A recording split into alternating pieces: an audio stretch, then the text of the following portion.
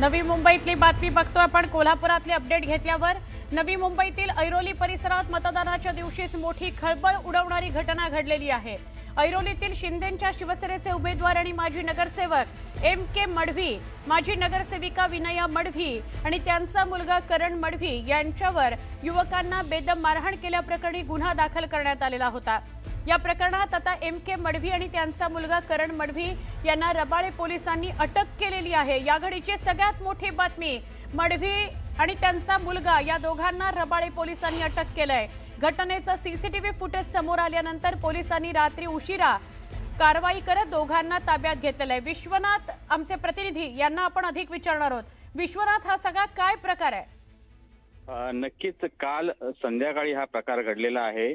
हे तिघे MK मडवी, करण मडवी आणि त्यांची पत्नी विनया मडवी हे माजी नगरसेवक आहेत आणि ज्येष्ठ नगरसेवक आहे। त्यांचा मुलगा तरुण आहे, तो पण नगरसेवक होऊन गेलाय।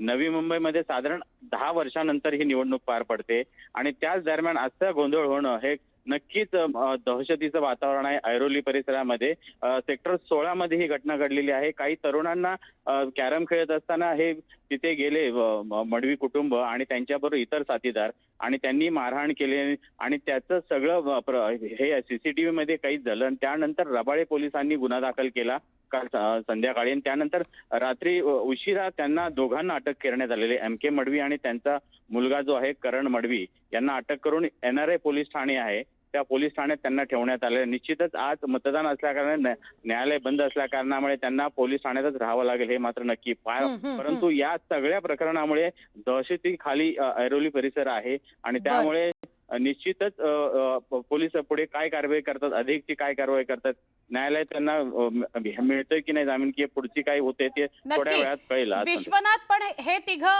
दोघं अटकेत आहेत आणि आता आज त्यांना मतदान करता येतं का हेही बघायचं। जाऊया नाशिकला,